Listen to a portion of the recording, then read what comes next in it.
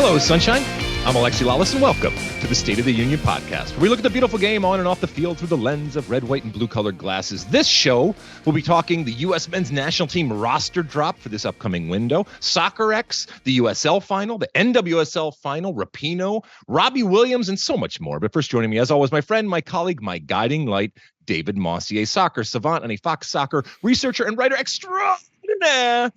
Mosse, how you doing on this Tuesday, November 14th in the year 2023?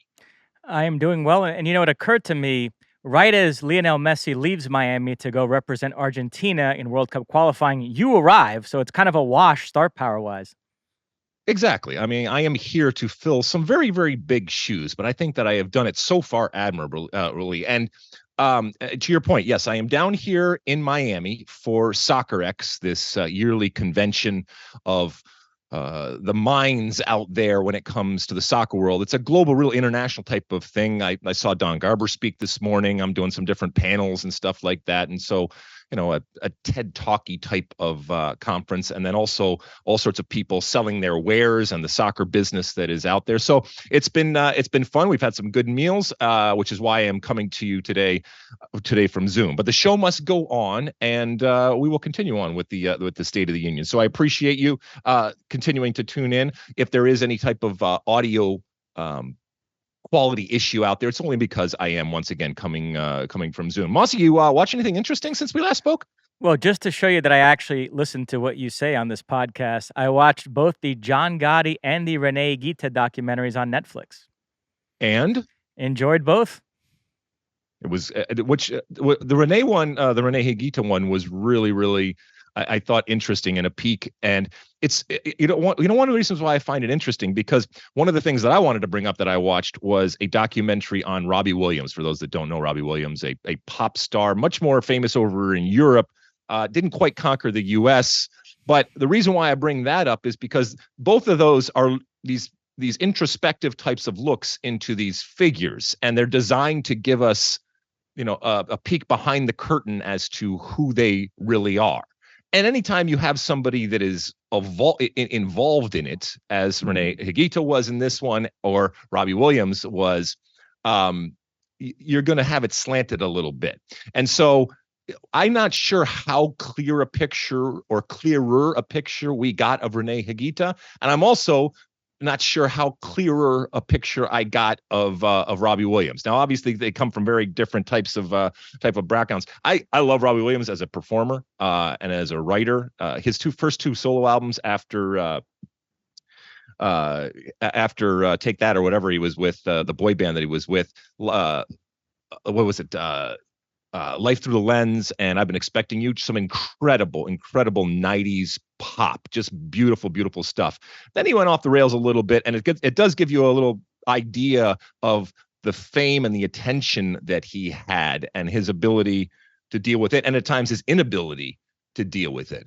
But again, there's something missing. I still don't feel like in either of those documentaries I really got the full story and really got a good glimpse as to who they ultimately were. And maybe when all is said and done, do we really even care? But still, I recommend them. Did you watch anything else or do anything else interesting that the folks might want to hear about? I just finished reading this book, The Lincoln Miracle, about the 1860 Republican National Convention, which is an interesting juxtaposition with the Republican primary that's going on right now. That convention obviously ended up nominating Abraham Lincoln. And, the guy who was Lincoln's big kingmaker, there was this judge, David Davis, who really worked on Lincoln's behalf. In the book, they have pictures of everybody. And this guy is a dead ringer for Sean Sullivan. It actually threw me off when I'm flipping the book and I come upon this picture. This guy looks exactly like Sean Sullivan. It's amazing. Oh my goodness. I'm going to have to check that out. That's interesting. Especially, we are in the debate season right now, and they keep dropping out. So eventually we're just going to have hopefully a couple of people on there, and it'll be a little bit more clearer and concise type of debate, and we can get some more answers when it comes to it. All right, my friend, you ready to light this candle? Let's do it. All right, where should we start here? We are in the midst of the November international window. The United States will play Trinidad and Tobago in a two-legged series in the quarterfinals of the Nations League. The winner qualifies for the 2024 Copa America. Late last week, Greg Berhalter named a squad for these two games. I recorded a short video analyzing the roster, I began by saying, "Hi, I'm David Mosse. I'm here by myself." And they actually did some research on this. Never in the history of social media have so many people clicked out of a video 5 seconds into it. But nevertheless, you can go check out my thoughts there. You've had several days to marinate on the roster, so I'll go to you. What were your overall thoughts? Yeah, well, first off, I apologize for last week not being on the show. It could not be helped. My wife, who I think I've talked about it before, she's an avid tennis player, had a little tennis mishap. She's fine, everything's good, but I had to duck out really, really quickly. And thank you to everybody, including you, Mosse, for covering and dealing with it at the last minute. But she's fine. We went to the emergency room. I got to tell you this, for those out there. They may or may not know, I don't know how old you are out there, but there is a whole phenomenon right now of pickleball. It is like the next big thing in this craze. And so we went to the emergency room, and the doctor came in and looked at her leg, and he proceeded to tell, he didn't know because she was in her tennis garb. She goes, it's a pickleball injury, right? And my wife said, no, it's tennis.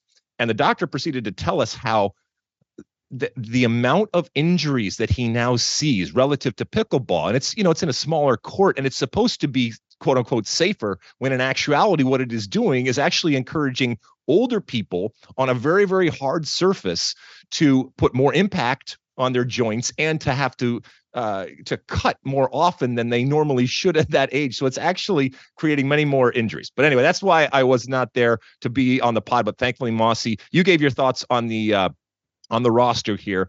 I think what I would have said, and I will say it now, is, look, these are competitive games and there is something on the line.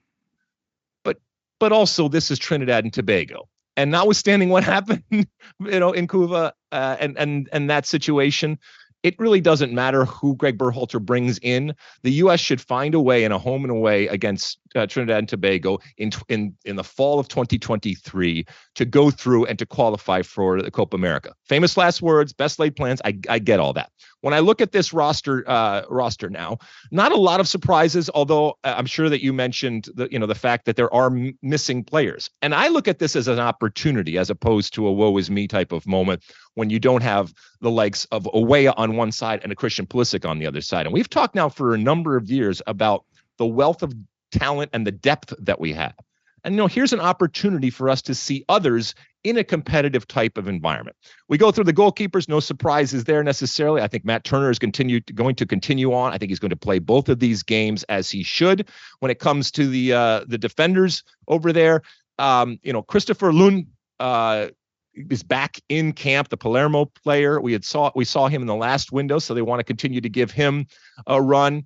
But still not a whole lot of changes. The only MLS player, for all of you out there with the tinfoil relative to Greg Berhalter and his quote unquote quota when it comes to playing MLS players, is Miles Robinson.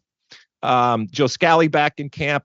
When we go to the midfield, and it should be said that since you last recorded, Mosse, the Johnny Cardoso, your boy Johnny Cardoso, who I know we've gone back and forth, had to pull out because of an injury, and he is not being replaced here. So, you want me to give you my starting 11, Mosse, or do you have a couple more thoughts now that you've had a couple more days to marinate on this?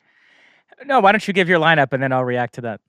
Okay, so if I'm Greg Berhalter right here, as I said, this is a competitive game, but you also have to use it. And I think that this is the opportunity to continue with that quote unquote experiment of, if you will, as much as it can be for a player like Gio Reyna, to play in that number 10 position, in that 3 in the middle, but at the top of that 3 in the middle. And so I am doing everything in my power, given the players that aren't there, to have him play in that position where I want him to play. And look, against a team like Trinidad and Tobago, if you were to come up against this type of competition in a World Cup, which is ultimately where they're going to be judged, I think this is the type of thing that you can have happen. Matt Turner, as I said, continues on goal. Serginho Dest on the right. Tim Ream, Cameron Carter-Vickers in the middle, and then Jedi Robinson out there on the left. Not a whole lot of surprises. And yeah, you could... I'm still, as I said before, I'm still not sold on Chris Richards, and I certainly could have Miles Robinson in there for CCV, but I'm okay with CCV in there. In the midfield, McKennie, we'll talk more about him. He's playing really, really well. Musa, who's also playing really, really well, and they're both healthy, knock on wood. They're going to be in that midfield. And then right in front of them, as I said, Gio Reyna in that midfield withdrawn type of position from the forwards, but really with carte blanche to run the show as he should with that number 10 behind, and that as he can. And then up top, it gets interesting because Flo Balogun continues on up at the top of the spear there. And then on the other sides where Pulisic and Weah would be, now you got to make some decisions here. Brendan Aronson, who, as I said before, I just don't think has developed yet to the point that he needs to, but I'm willing to give him another opportunity here. So I'm going to put him out there on that left wing. And then it gets slim pickings, which is interesting considering we've talked so much about the depth. It gets kind of slim here on who to put out there on that right. And I'm going to go with another guy who still hasn't quite impressed me. So these might be last chance saloon for someone like Zendejas, who I will put out there on the right for him to cut back into that left foot. He's playing really well from a club perspective. He's got to be able to translate that into the U.S. national team. So that's my 11, Mosse. All right, I'll go back to front. Matt Turner has lost his starting job at Nottingham Forest. Vlaco Dimos started the last couple of games. Remember, he left Arsenal, went to Forest ostensibly so he could be the starter. Any concern long-term that he might find himself spending another season on the bench? There's concern for him, a concern relative to the U.S. men's national team. I mean, look, Mosse, I'm not famous for it, but I coined that phrase years and years ago, that form is fallacy. And I do believe it, maybe even more so when it comes to goalkeepers. And there is a long tradition of goalkeepers that aren't necessarily starting game in and game out that start for their national team. I just don't see that anything has come along that is better than Matt Turner. And I also don't think that just because somebody else is starting on a consistent basis as a goalkeeper, they are necessarily better than Matt Turner. And Matt Turner has shown has been no worse for wear coming back when things have not been going necessarily well for him and still starring for the national team. You need look no further than his time at Arsenal. So I'm completely comfortable right now with the goalkeepers that we have, even with a Matt Turner who is not starting. I don't like it. It's a concern for him from a career perspective, but I don't think it's going to hurt the U.S. men's national team at this point. So I'm good with Matt Turner going on. You mentioned Miles Robinson being the only MLS player in the squad, so the anti-MLS brigade has really zeroed in on him, and I know a lot of people feel like he hasn't been the same since the injury. He struggled in this playoff series against Columbus. They're questioning why Miles Robinson is still getting called up. How do you feel about that? I mean, they're questioning until, he makes his move, which by all accounts is going to happen here pretty soon, and then he's not an MLS player anymore, and then it'll be fine that he's getting called up. I mean, look, Miles Robinson, again, there are still, I guess, other than Tim Ream, there's still nobody that has set themselves, far and away as a starter in the back. And there's plenty of candidates out there, and I mentioned Chris Richards and others that have tried, but nobody has really stepped up. You still got Walker Zimmerman kind of waiting in the wings. I don't know if that ship has sailed or not. I know he's an MLS player, but yeah, I think that I think it's fair to say that Miles Robinson needs to up his game, and that he is certainly not the dominant player that he was before the injury. And will he ever be that dominant player, or will it be dependent, Mosse, simply on him stepping on European soil, and then everything will be fine in terms of the way that he plays? In the midfield, if Gio starts as a 10 in these two games, even with Pulisic and Weah out, do you think that indicates that that's what Greg Berhalter views his position, or it's only because they're facing TNT, and if they were playing a stronger opponent with Pulisic and Weah out, then he would play Gio out on the wing? Bingo. I think this gives them a different look, but only suitable for certain competition and in certain instances. And, you have to be flexible. You have to do different things. And so I can appreciate that Greg Berhalter wants to kind of have that in that tool belt of his going forward. And look, it's Gio Reyna, and he can certainly play that position. And so I think he's going to be fine. And then I agree with you on Aronson and Zendejas, two players with plenty to prove. Aronson is really stagnated. Zendejas continues to play well for Club America, who are in first place in Liga MX, but hasn't looked good with the U.S., struggled at the Gold Cup. So I am curious to see how both Aronson and Zendejas look.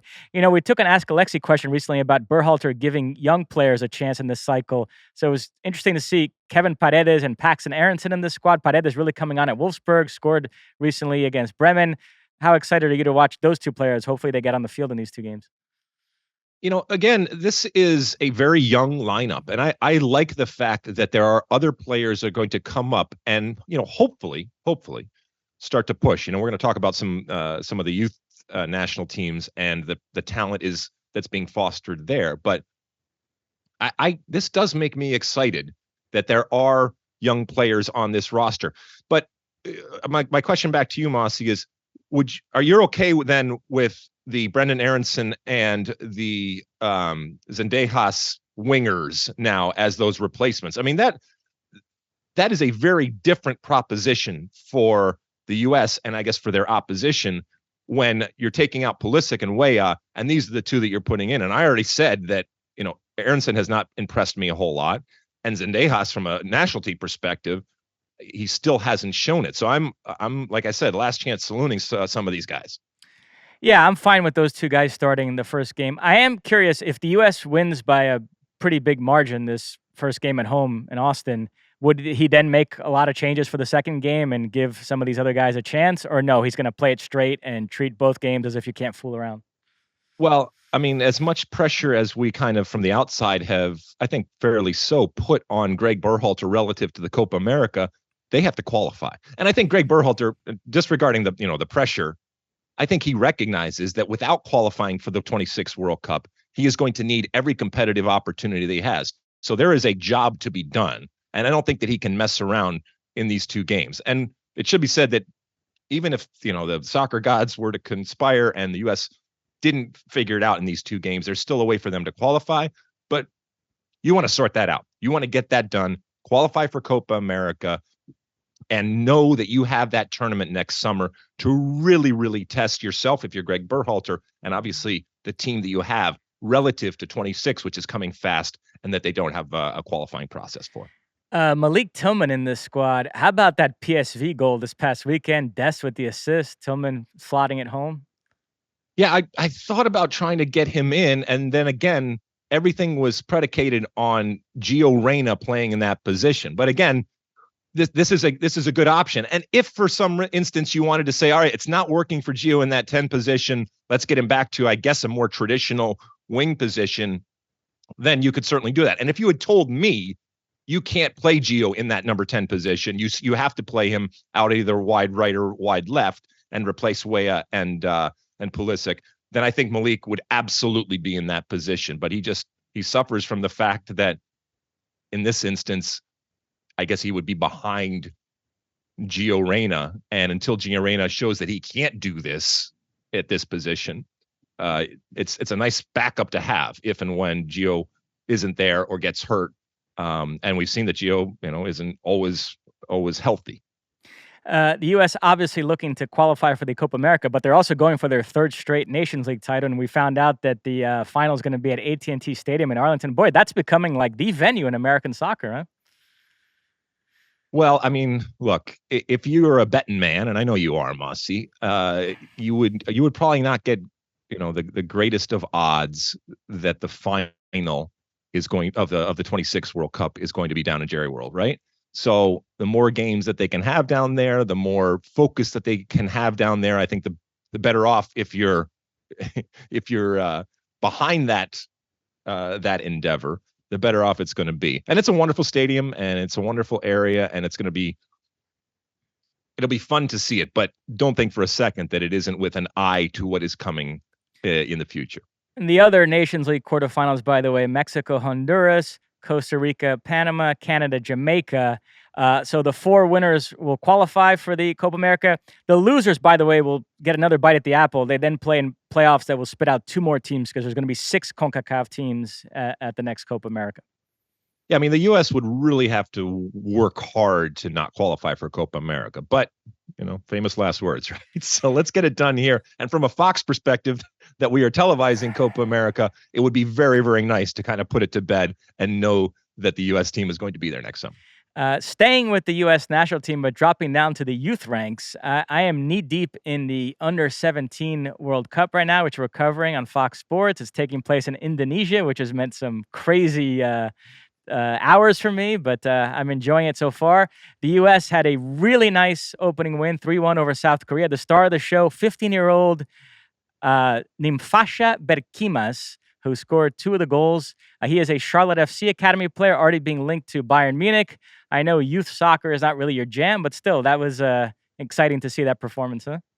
Yeah, how's that going for you in the middle of the night there? I mean, so you were impressed with, let's say, Nimfasha, and, that's a good thing. And what's interesting to me is that, well, not interesting. I mean, the reality of the situation is when you're talking about players that are this young, some of them still from a pure physical perspective haven't matured and haven't changed, and they will continue to change. And what a player is at 15 and 16 years old is very, very different than what they are in 18. But we know how important youth development is. And so when they are scoring, when they're winning, when there are young players that look good, yeah, that's a good thing. But I'll let you deal with it in the middle of the night.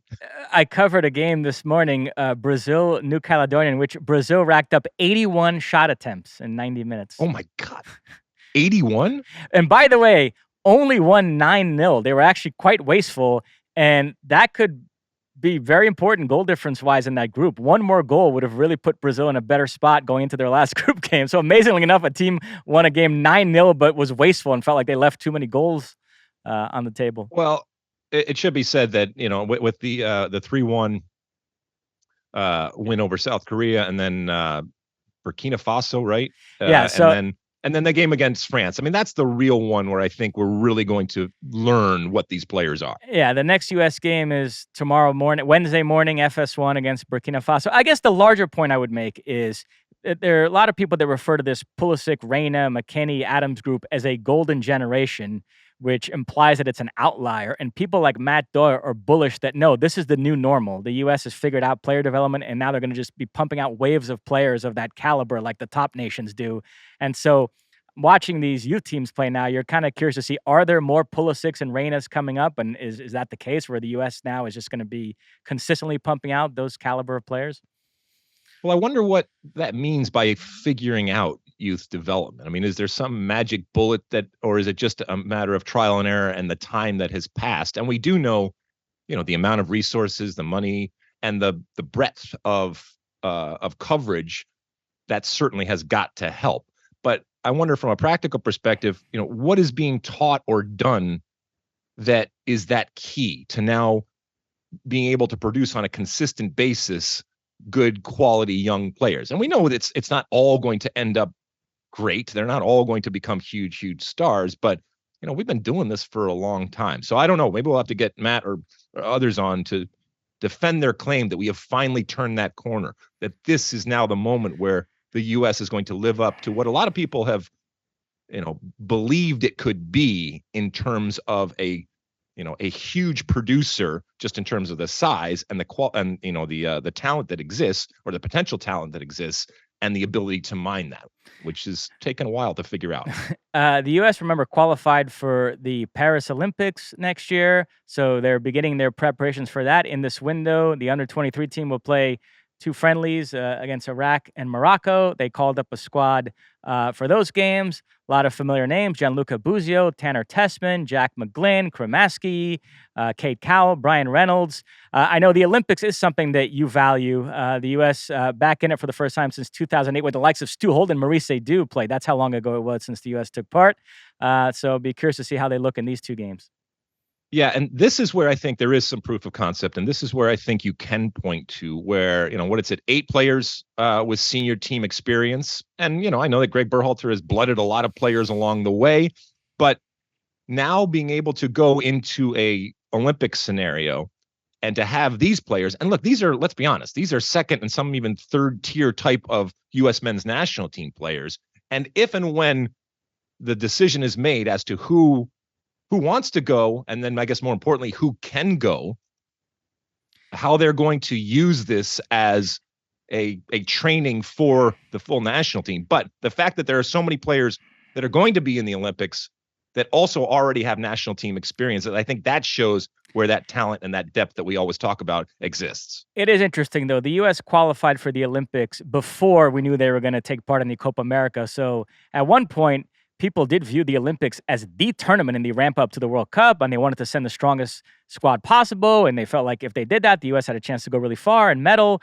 And ever since the U.S. Announced they're going to take part and host the Copa America, that's obviously going to be the priority in the summer of 2024. It's very unlikely that any club would allow a player to play in both those competitions. So people are now viewing the Olympics through a different lens. It's just going to be to try out some younger players and increase the talent pool depth. So it's through a slightly different lens now.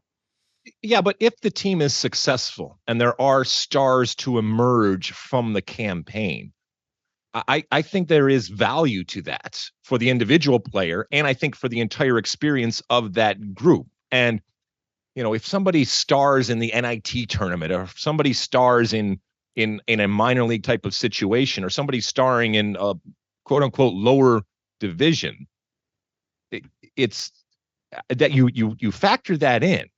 But I think when all is said and done, this campaign, this Olympic campaign, will produce, I'm not talking about lots, but it will produce 2 or 3 things that actually come good and can be used relative to the 26 team, even though, as you mentioned, the focus of the elite U.S. men's national team members will be on Copa America. That's it. All right, let's take a quick break. When we come back, we will find out what we're watching. No, not what we're watching. We're watching in terms of the international window, and of course, MLS Cup playoffs that continue to roll on. Don't go anywhere. Okay, welcome back. Let's take a little look at what we're watching from the international window coming up, and of course, the MLS playoffs here. Let's start over there in CONMEBOL, right, Mosse? Yeah, really tasty window, some big games. Argentina will host Uruguay at La Bombonera. This is the most played international fixture in history. Luis Suarez has been recalled. He was left out of a couple squads, which made people think that Marcelo Bielsa was phasing him out, but he brings him back. Last week in a big Brasileiro match between Botafogo and Grêmio, Suarez scored a second-half hat trick, which has MLS fans salivating because he's going to be joining Inter Miami in 2024 to play alongside Lionel Messi. But Argentina, Uruguay, this will be Suarez against Messi at La Bombonera. I was, as I mentioned, I'm here at Soccerex in Miami, and there was obviously a lot of Inter Miami going on, including the mayor of Miami, wearing his Inter Miami shirt, and so this features obviously heavily Inter Miami figures, one that's already there and one that is coming. So, Argentina, Uruguay, obviously a classic traditional type of matchup here. Are you taking credit, Mosse? When I say you're Brazilian side, are you taking credit for, I guess, this reemergence of Luis Suarez and what he is? Yeah, because he first went back to South America to play for Nacional and didn't do a whole lot there. And so you started to wonder if maybe he was finished. But joining Grêmio he's had a phenomenal season. Grêmio is right in the thick of the title race in Brazil. And so, yeah, it has kind of reinvigorated his brand, so to speak. And now he's going to be off to MLS and I think doing great things with Inter Miami. I know you're a little on the fence on that one because I know you're sensitive about the retirement league stuff. So signing too many players of that age bothers you. Hey, look, I'll watch Luis Suarez. I don't care. I'll watch him till the last game wherever he plays in the ends of the earth. I love that dude. I love him as a player, and I love him as a character, and the character, I guess, that he plays. What else we got? Brazil away to Colombia that same day. And then on Tuesday, Brazil hosts Argentina at the Maracanã. Just to skip back to Colombia for 1 second. Great news. Luis Diaz's father was released. Very emotional scenes when he was reunited with him. So that was great. But Brazil, Argentina at the Maracanã. Brazil has never lost a home World Cup qualifier. It's one of their proudest records, but that is in serious jeopardy here because Argentina is clearly the better team right now. They're flying 4 wins out of 4 in qualifying. They won in their last visit to the Maracanã, the Copa America final, which we covered a couple years ago. So they're going to go in there brimming with confidence. I think there's a really good chance they win and hand Brazil their first ever home loss in World Cup qualifying. So you think they get it done in Colombia, but then they come home and break that historic streak in a negative way and lose to a flying Argentina? I'm not even sure they get it done in Colombia. Ooh, We'll see. wow. The big story for Brazil, incidentally, is we just talked about the Under-17 World Cup. There's a player who's eligible for that tournament, but who is instead with the senior team. 17-year-old Palmeiras forward Endrick, who's considered the next big thing in Brazilian football. He's already agreed to deal with Real Madrid. He's going to join them next summer when he turns 18. He's been included in the squad. There's a lot of excitement for that. He might play alongside Vinicius and Rodrigo, who are going to be his teammates at Real Madrid. So Real Madrid fans are interested in getting sort of a sneak peek at what could be their front three down the line. And a couple of interesting notes here. At 17, he's the youngest player to be called up to the Brazilian national team since Ronaldo in 94. And Ronaldo made his senior debut for Brazil March of 94 in a friendly against Argentina, while Pele made his debut for Brazil back in July of 57 as a 16-year-old against Argentina at the Maracanã and scored, by the way. And so there's some interesting parallels here. Now, Brazil faced Colombia first, so he could theoretically play in that game. But if he doesn't and then makes his debut against Argentina, there'd be some interesting symmetry here with two other legends that he's being compared to. Now, you guys are still doing that whole thing where you got, what's his name, coming on later, right, in terms of a coach. So what happens if the interim coach right now wins in Colombia, plays a 15-year-old, then comes back and doesn't break the streak negatively and actually beats Argentina? Yeah, I do think if Brazil were to win these two games, remember, this coach just won the Copa Libertadores with Fluminense. There is going to be a sentiment, the more nationalistic folks in the Brazilian media, of why do we need to bring in a foreigner? We have a good Brazilian coach who's doing just fine, just beat Argentina, just won the Libertadores, so let's stick with him. So that is going to get a little hairy. But I think the federation is pretty dead set on Ancelotti. Really? I mean, can you envisage, like, the possibility of it just goes so well that the Brazilian Federation actually has to say, hey, Carlo, listen, we're going to pay you a bunch of money to go away? It's not outside the realm of possibility, but I think it's unlikely they're going to stick with Ancelotti. I will say, though, one last note, then we'll move on. Brazil continue to shoot themselves in the foot. They once again did not call up Lucas Paquetá, that midfielder who I told you was involved in that betting thing, and the investigation's going on right now. But West Ham don't mind continuing to play him. He's been absolutely brilliant in the Premier League this season. But Brazil, for whatever reason, decided they have to make some principled stance and not call up the guy who's their best midfielder, who's their most versatile midfielder, who would present all sorts of options tactically if you had him in the squad. Instead, Brazil is sort of married to this 4-2-4 formation so long as this guy is not in the squad. It blows my mind. It drives me crazy. And if Brazil has another bad window and loses to Argentina, I'm going to blame it in large part on Paquetá not being involved, and it's going to drive me freaking nuts. I mean, as we've said before, because we'll move on from this, everybody's qualifying anyway, Mosse, from coming to both. That is correct. Cup, so that's going to be fine. All right, should we go over to Europe? Yes, we have the last two match days of Euro 2024 qualifying, a bunch of games on FS1. We've got England-Malta on Friday, Armenia-Wales on Saturday, then a triple header on Sunday with Hungary-Montenegro, Belgium-Azerbaijan, and Scotland-Norway. The big thing I'm looking for is two teams, Italy and Croatia, who are in serious danger of not finishing in the top two in their group and having to go the playoff route, which is scary. Can you imagine Italy, after missing two World Cups, if they were to also miss a Euros?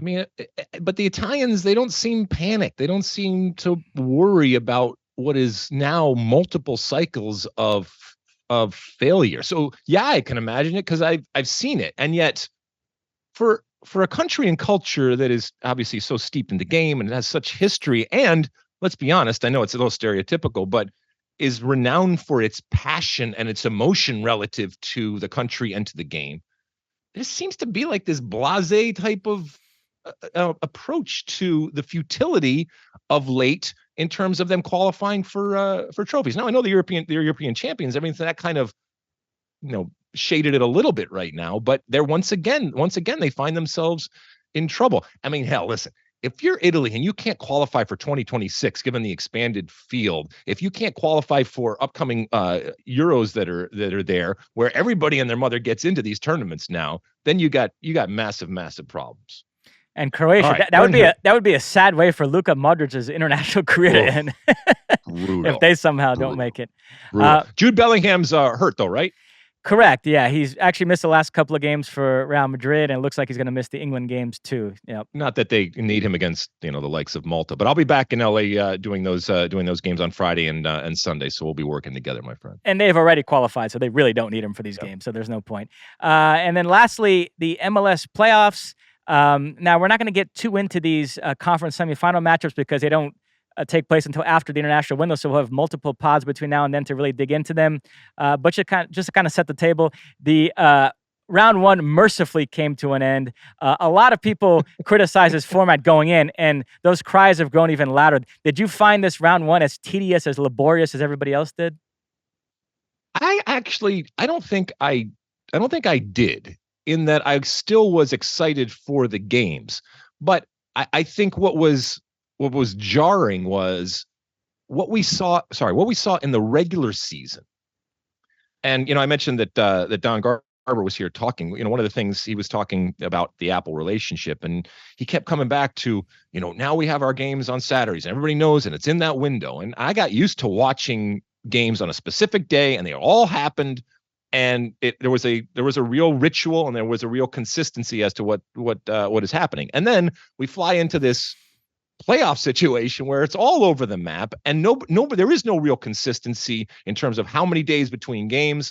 And so I get it. I get why people are scratching their heads, and some screaming and yelling when it comes to it. Yeah, I think it was.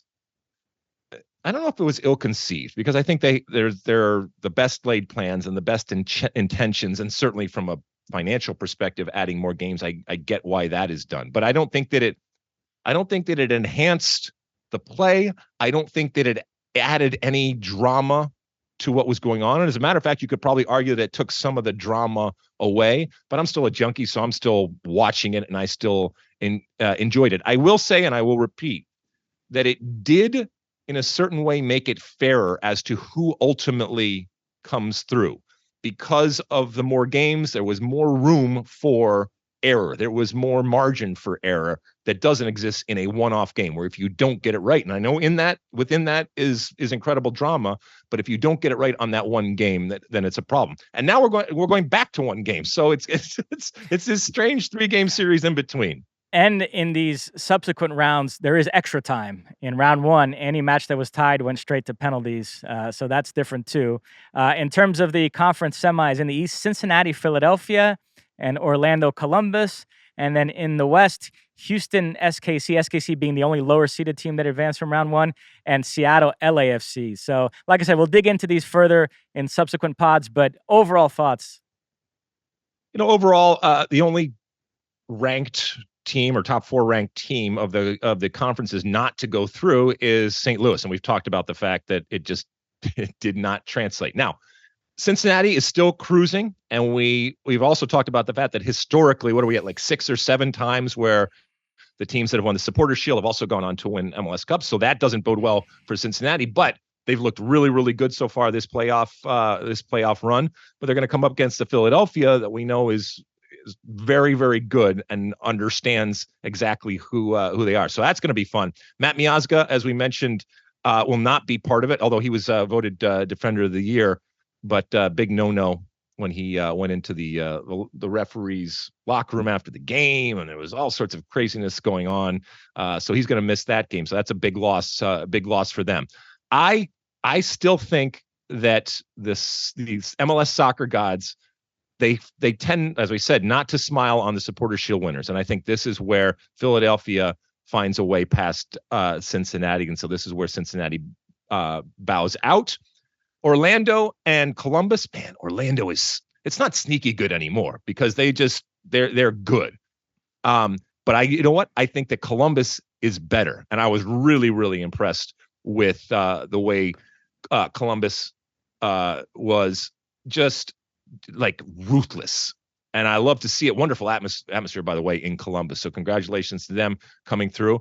I think Columbus also, I'm going to pick both away teams in the East. And then you want to move over to the West? Yep. Okay. Houston, SKC, who you got? I want to go, God, KC is just slogging through this crazy season. But I'm going to go with Houston. I'm going to go with Oh, but then the Seattle LAFC, right, Mosse? This one's gonna. I'm gonna go with both home teams. Seattle. Seattle over LAFC, Houston over Sporting KC. So both away teams in the East and both home teams in the West. What about you? I'm gonna go Cincinnati and Orlando in the East. Okay.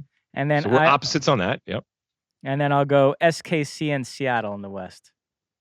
SKC. All right. So okay. I'm on the Seattle bandwagon only because I went there recently. I loved it. Great city. Oh yes, I got it. Well, look, we will be watching, and as you mentioned, these are one-game affairs, so we're back to the drama of one games. But there is extra time to be played, and then obviously, if it continues to go into penalties, and that'll be next weekend. So, like I said, we'll talk a whole lot more about that as we go forward. And again, they're all just kind of sitting around at home, and if they're not on international duty, they're training and figuring it out and looking ahead. And again, these crazy periods of time between games. Anything else, Mosse? That's it. All right, let's take another quick break. When we come back, it's time for Ask Alexi. Okay, welcome back. It's time for Ask Alexi, that part of the show where you send in your comments, questions, and concerns. And if you're doing it over there on the social media platforms, keep in mind that our handle is SOTU with Alexi. Use that hashtag Ask Alexi, if you will. Also, if you want to call in to our State of the Union podcast hotline, that is 657-549-2297, 657-549-2297. What do we got this pod, Mosse? We begin with an X question, MPD 210 says, what do you think about CBS obtaining rights to USL and even broadcasting a few games nationally on CBS? Yeah, so I think that this is, on the surface, great. It's great for USL and great for the USL Championship. And it's great for soccer because, once again, we have professional soccer, and it is, as we said time and time again, not for the faint of heart. And it's a difficult labor of love, but it is still a labor when it comes to putting together leagues and putting together teams and honestly keeping them together historically. And so when you have people that want to pay you for your product in the broadcast sense, that is a good thing. You're also associating yourself with someone that has stepped up in terms of CBS Sports and what they want to do and has said, we want to be in the soccer space. And you are linking and associating yourself with all of the soccer that they do. And, the Champions League and all that kind of stuff. That's a good, I guess, soccer family to be part of if you are USL. It remains to be seen, again, what it's going to look like from a production standpoint, which is always, very, very important for all of these leagues. And I think in particular for USL as to what their aspirations are. Shout out and congratulations to Phoenix Rising. They topped Charleston Battery 3-2 on penalties. They went into Charleston and won the championship as the champions of USL Championship. So from a soccer perspective, it was a great game, but I watched that game and the optics of it were not great in terms of the way that the field looked and the box that the product was put in. And so it'll be interesting as they continue on as to what the production ultimately looks like of USL. There's only so much that you can do, and there's a bigger challenge, I think, for USL as they go on in terms of their stadiums and, again, that box to put the product in. And MLS a long time ago recognized and focused on soccer-specific stadiums, and I think USL and NWSL, for that matter, which we'll talk about later, they really have to look at what their product looks like on television and the quality of it, the production of it, and that box that they are putting their product in. But this is a wonderful thing. It's not only wonderful for USL, I think it's just wonderful for soccer in America. So congratulations to USL, not only on a successful season, but also on the good things to come with regards to the partnership with CBS. Next up, we have a voicemail. Let's take a listen right now. Hey, this is Mike from Cincinnati. Alexi, I know you talked about the Supporters Shield versus MLS Cup Championship a lot, so I have a different way of asking the question. Say you were a scout for like a team like Dortmund overseas, and FC Cincinnati just won the Supporters Shield with the help of a player that you were scouting and performed consistently well all season. But then during the MLS Cup, let's say this player completely flops, succumbs to the pressure of playing in the tournament. Would that result in the tournament make you look differently upon this player or not? All right, thanks and have a good day. All right, thank you, Mike from Cincinnati. It's a great question, and you know the evolution of scouting, just in general, and I think maybe in all sports, is a fascinating thing to look into in terms of what is looked at, and the parameters that you have, the length of time that you scout a player, how you scout a player, the attributes that you are looking for often, and they are different sometimes from scout to scout, and even from team to team, obviously, but even from scout to scout. And these are humans. And with the advances in technology, bringing in technology and doing all that kind of stuff, to answer your question directly, would it change my assessment of a player if they, after an incredibly successful season, that we were tracking them as a potential player to come on my team or to buy a player, for example, and then they hit the bed when it came to a playoff situation?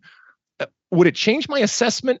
Not completely, but it absolutely would factor in, because I would want to know, was this a situation where this player is really good on cruise control? When the day in and day out, or I guess week in, week out games come, he or she is able to perform. But then when you get to a knockout type of situation, or let's be honest, just a situation where the drama and the pressure is ratcheted up, they fail to be able to deal with that. Yeah, that would be something that I would be concerned about. But I'd also recognize that, what, I am buying this player and I need this player to function at a high level for a long period of time. And if this player had done so and then just got to the playoffs, it would just be another data point, I think it will. But I don't think that would be the thing that I would look to and say, that's why I did, or I guess why in this instance, why I didn't want to have that player, because they couldn't figure it out. But it gets into a bigger question, Mosse, and I'll turn this over to you, about the potential of the U.S. market and how much focus and, how many scouts exist day in and day out. Places at big games and small games at all different levels, men and women, and really assessing what these players ultimately are. And they all have their own way of going about it. Yeah, the Eintracht Frankfurt CEO Axel Hellman had an interesting quote recently. Tom Bogert tweeted this. He mentioned that the U.S. is now the #1 market for them in terms of scouting. He said he expects that market to explode in terms of talent. So yeah, European clubs are taking notice of what's going on here in the U.S. Yeah, and sometimes they'll let you look behind the curtain as to what you want, and sometimes, Mosse, you'll go out and you'll watch a game, and you can recognize what the good players are. But there's also sometimes where you have to see a player on a continual basis, and you will see traits, and you will see behaviors, and you will see, inclinations that develop over time. And some of them are good and some of them are bad. And just because you see a player once and that player is good or bad doesn't mean that the next game you come back, that player can't be the opposite of what you saw. And so the good scouts out there have a real informed type of database, and it's one that is based off not just one game, sometimes not even just one season. I mean, the real high-end types of scouting networks are going season to season, and sometimes it's been multiple years that they will have been tracking these types of players. But so ultimately, what it comes down to, Mike, is that if and when you see a player in this MLS playoff season and they don't play well in the playoffs, even if I'm another MLS team that obviously plays in a league that has playoffs, I'd still look long and hard at that player, and I don't think that it would change as much about how much I like or don't like this player as you might think. But within any type of scouting I guess, profile is the ability to handle pressure. And if and when that happens and that player isn't there, then that is absolutely going to be noted. I do think one thing that European clubs find appealing about American players is they're still generally undervalued from a financial standpoint. You contrast that with Brazilian players, which is the other extreme. A Brazilian teenager plays like 5 good games and he's worth 20 million euros.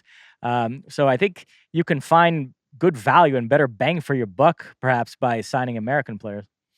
And this gets into, sometimes the push and pull, or I guess the tug of war, if you will, that is only going to become more so, Mosse, because as more and more talent is scouted, and if that talent is already playing and therefore already, part of a system or part of a league, there's going to have to be a transfer fee.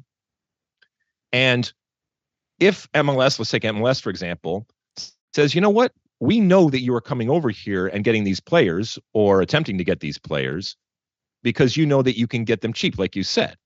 And if MLS says, no, because we know what they're charging down in Argentina, we know what they're charging down for Brazilian players. And yes, you want to kind of prime the pump, but you also don't want to get taken advantage of and not maximize the profits on this investment that is this player. And in many cases, these players, you have invested time, you have invested money and resources, sometimes many, many years playing in an academy program, and then you're supposed to get paid back. And by doing so, have a proof of proof of concept in terms of your development. And if you just give them away for what you don't feel they're worth, then that could in and of itself become a problem. But you also risk pissing off a player. And this goes all the way back to the likes of, Taylor Twellman and others that didn't get that move because MLS said, no, this is not the right business move for us to make in this time. And it can get really kind of sticky very, very quickly. And those things are going to happen more and more as MLS and other leagues in the US recognize that, yes, there is gold in them, there are hills that not only the US, but now the world wants to mine, but you can't just go in and take it without paying a fair market price. Anything else, Mosse? Nope. All right, let's take another quick break. When we come back, we will finish out this show and I'll give you my one for the road. Okay, welcome back. It's the end of our show, and at the end of each and every show, I give you my one for the road. And this one deals with the NWSL final. So congratulations are in order to Gotham with their 2-1 win over the Reign. Many of you saw it. Actually, over 800,000 people saw it. Wonderful numbers, 817,000 to be exact, watched the NWSL final that, like I said, saw Gotham win over the Reign. Gotham going from worst to first. So congratulations to that organization for finding their way back to the top and winning. Also, congratulations to some legends who are bowing out. Ali Krieger in the form of a title with Gotham, and of course Megan Rapinoe, whose campaign in the final did not go well. A few minutes into the game, unfortunately, she suffered an injury and had to go off. And so, not a great last year of a career for Megan Rapinoe, but she's going to be just fine. And I'm really interested to see ultimately what Megan Rapinoe does when she stops kicking the ball, which she obviously has with this game. It was sad to see in terms of the injury. A lot of people out there, actually, unfortunately, because of how polarizing she has become out there, almost reveling in it. And look, while I've said time and time again, I disagree vehemently with a lot of the things that Megan Rapinoe says and the things that she necessarily believes. And we can civilly and respectfully disagree on them, but I don't want to see anybody get hurt. And so it was a sad way to see her end what has been a brilliant career. And like I said, with the platform and, let's be honest, the power that she has, I think she's going to have a lot of opportunities off the field. And I'll be interested to see ultimately where this next act in her life takes her with all that she has already done and with all of that cachet that she has. But ultimately, this showed that NWSL, when it comes to professional soccer, not just women's professional soccer, but just professional soccer in the United States, continues to grow, continues to get bigger. And for, the likes of Megan Rapinoe's and the Ali Kriegers that have worked on and off the field for a long time, they have established something that looks pretty good right now. and only is getting bigger with expansion and with new stadiums coming online, and it is headed in a positive and upward trajectory when it comes to soccer. And as I said before, I don't care if it's men's, women's, or co-ed naked. If people are kicking a soccer ball out there, I will talk about it and I will celebrate it. And so congratulations to the NWSL and yet another successful season. Onward and upward to them, and to Ali Krieger and to Megan Rapinoe. Thank you for everything that you have done, and best of luck going forward. There is life after kicking the ball. I am here to attest to that. Mosse, anything before we go? Yeah, one thing on Rapinoe, I thought that God comment, she said she was joking. It was kind of a throwaway line. So I thought even that, some of the criticism was unfair. People made too much out of that. What did you think? Yeah, I mean, look, I don't look to Megan Rapinoe for any spiritual advice by any stretch of the imagination.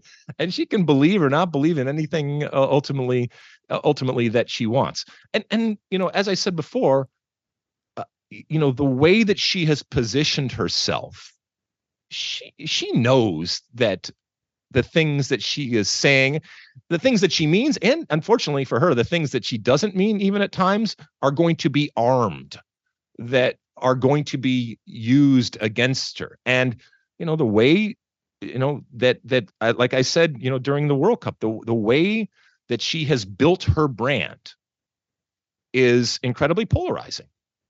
And with that comes criticism, some of it fair, but also some of it that is beyond the pale. But she's a big girl. She'll be fine. I don't worry about her going forward. But it is kind of the end also of a generation.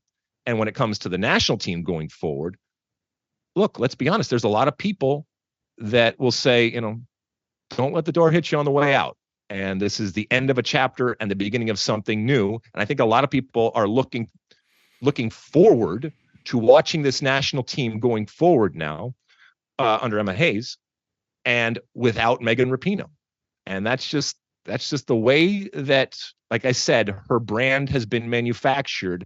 And hopefully we get back to a point where people are watching this women's national team, and they're watching it because the focus and the sole focus is on winning and being the best that they possibly can. And that not just some people want to watch it, but everybody gets into it and wants to celebrate and watch this team going forward. Because when that happens, it's a powerful thing, and it's fun to see.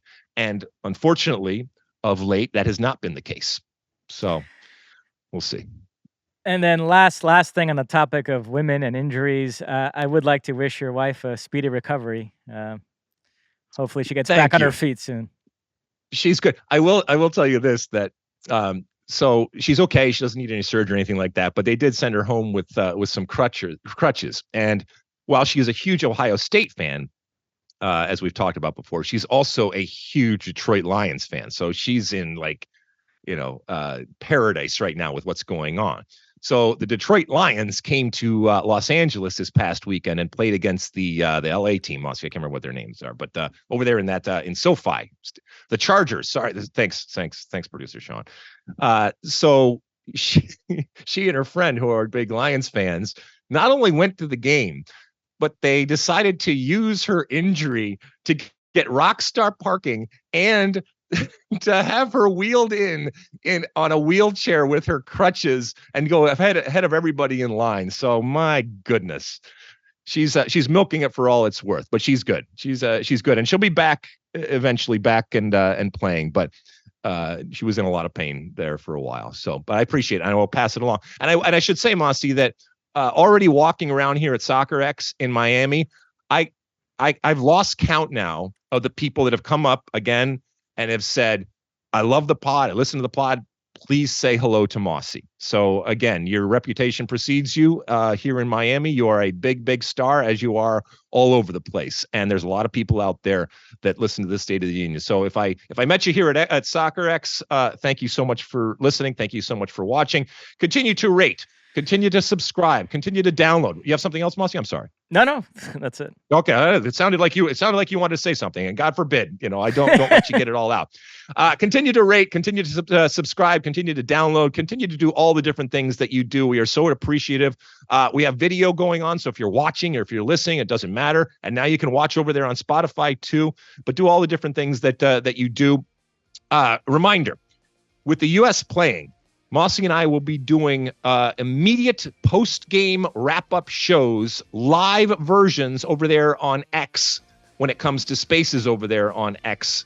If you don't have X, it's okay. It will show up in your feed, but it will be a review of what just happened in terms of the games. So look for those in your feed. And if you are on X, please join us. It's always fun to talk to people live, especially after a game, and to get their reaction. We'll be doing those both for the home and the away game against Trinidad and Tobago. So look for those on the right after those games happening live and then appearing in your feed. Mosse, anything before we go? That's it. All right. We will talk to you again next week. And until then, later on this week. And until then, and as always, my friends, from Miami, size the day.